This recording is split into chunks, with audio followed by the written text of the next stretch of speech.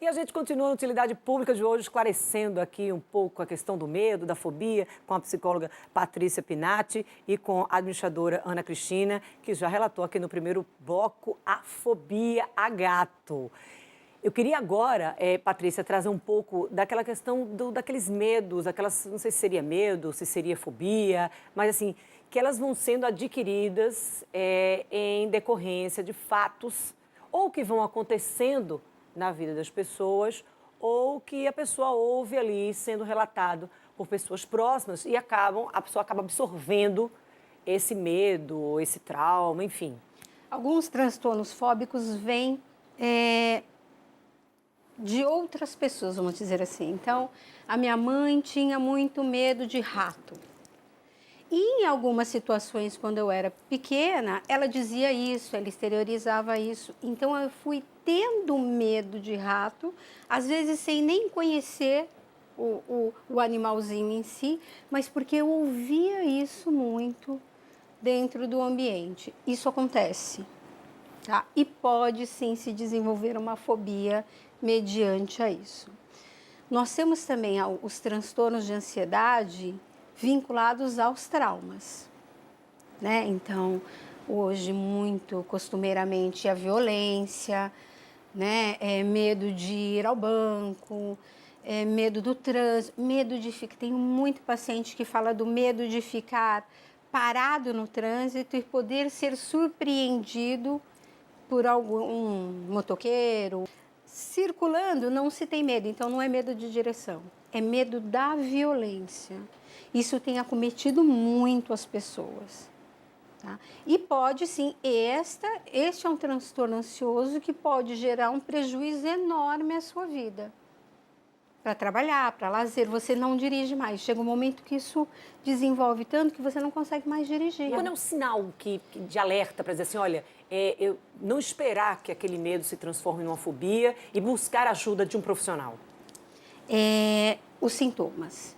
Então, a sua relação pessoal, e aí é uma busca interna dos sintomas. Vou usar o meu exemplo.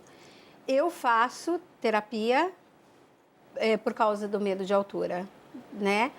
Porque eu percebi uma hora que eu atravessava as passarelas. Em São Paulo, a gente tem muita passarela para tudo qualquer lugar, né?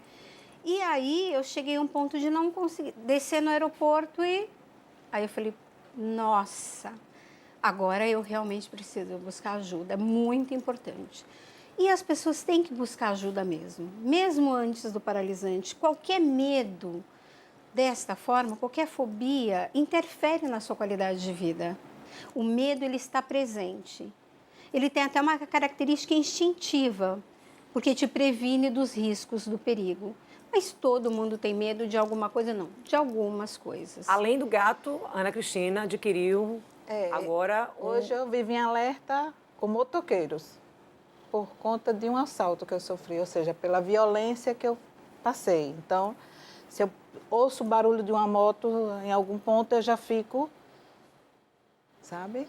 Com medo, isso, né? medo. Te dá Algum sintoma? Dá. E eu tenho que me esconder, eu tenho que me proteger, eu tenho que me sentir protegida. Porque passei. Complexo isso, porque às vezes a pessoa está no trânsito, às vezes a pessoa, né, tem uma série de situações. Sim, eu dirijo, consigo dirigir, porém, ali dentro do carro, os vidros fechados, travado tudo, olho do lado. À noite, o sinal está vermelho, você parou ali no sinal, vem um motoqueiro. Procuro parar mais distante. Se vem um motoqueiro, eu consigo, sigo, tento sair, não fico muito tempo assim, próximo não. Esse é o medo adquirido. Esse é o medo adquirido. Né? Ela falou que foi assaltada. Isso. De um trauma. Né? É uma ansiedade. Você vê que ela fica ansiosa. Olha no retrovisor, está sempre em estado de alerta. Isso pode desenvolver um transtorno fóbico específico? Pode. E pode não desenvolver.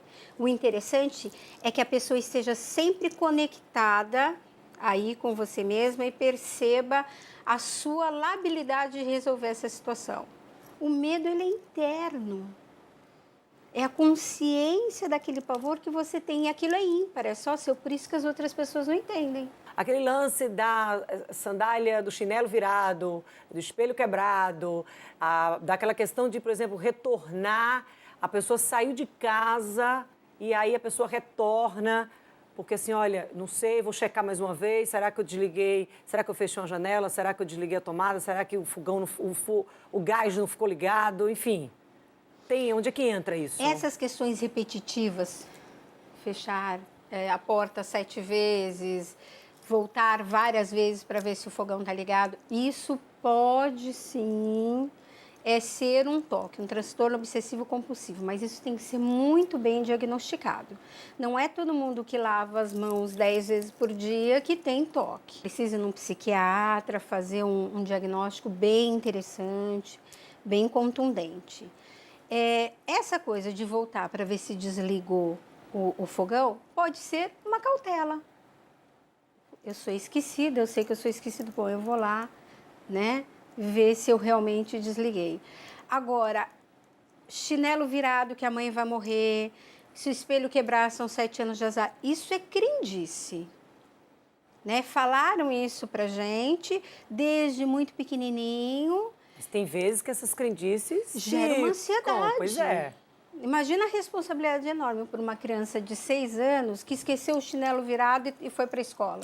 Acho que vai chegar e a mãe vai estar morta.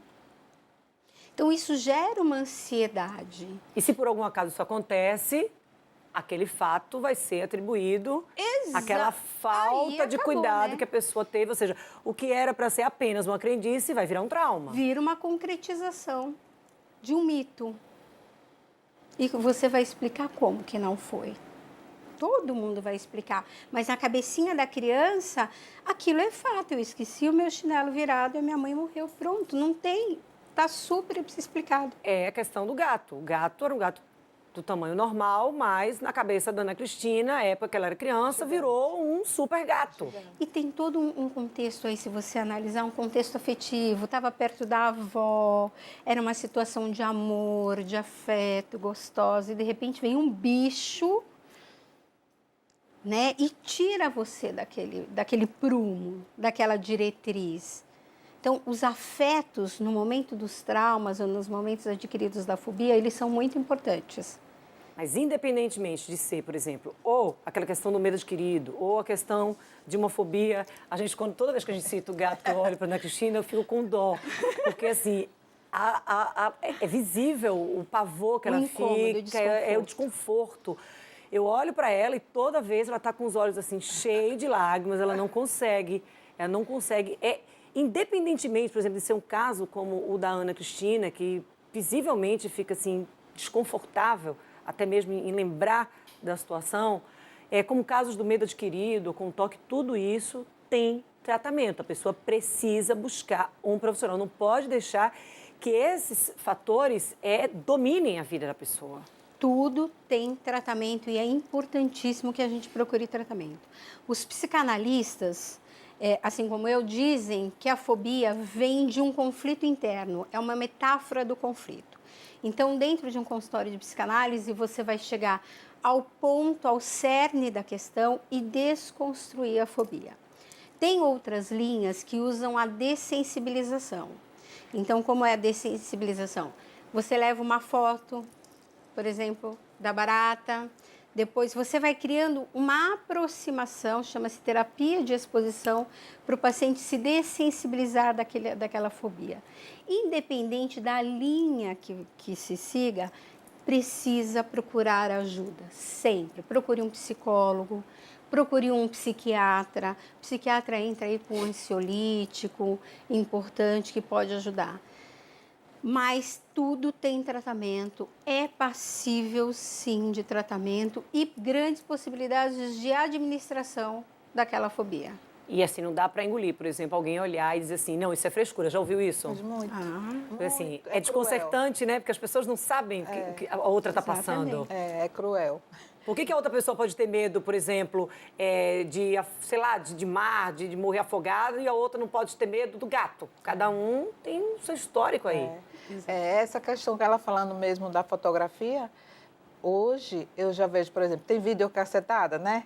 Aí, ou então algum programa que passa um gatinho.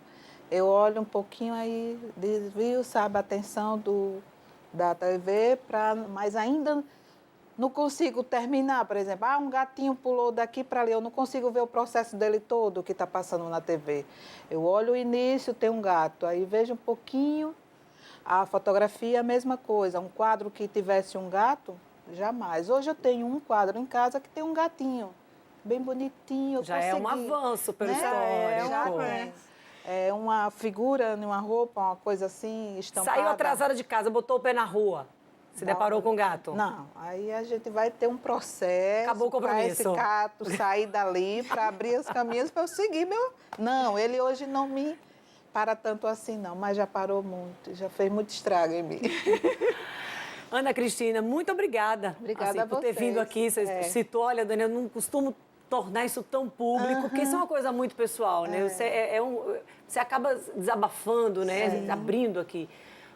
É uma individualidade, né? E assim, agradeço muito, porque assim, você não está sozinha nesse universo. Acho que tem um monte de gente acompanhando, que vai se identificar, pode não ser gato, é cachorro, é barata, é rato, é lagartixa, enfim. Qualquer outra coisa. Tem uma pessoa que nunca viu um elefante, mas tem pavor elefante, entendeu? Então as pessoas vão se identificando de uma forma ou de outra. Muito obrigada mesmo. Obrigada a vocês por ter me ajudado, que afinal de contas, até chegar aqui e falar esse assunto assim tão abertamente, para mim foi uma barreira muito grande. Parabéns pelo avanço, obrigada, então, também. Obrigada.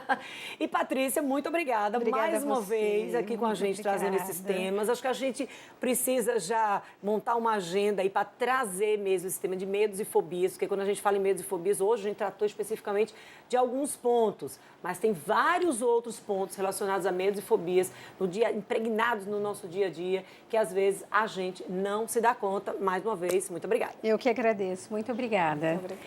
E a Utilidade Pública de hoje fica por aqui. A gente volta a se encontrar amanhã, no mesmo horário, aqui na sua TV, a PLP, a partir das 13h30. Eu espero você.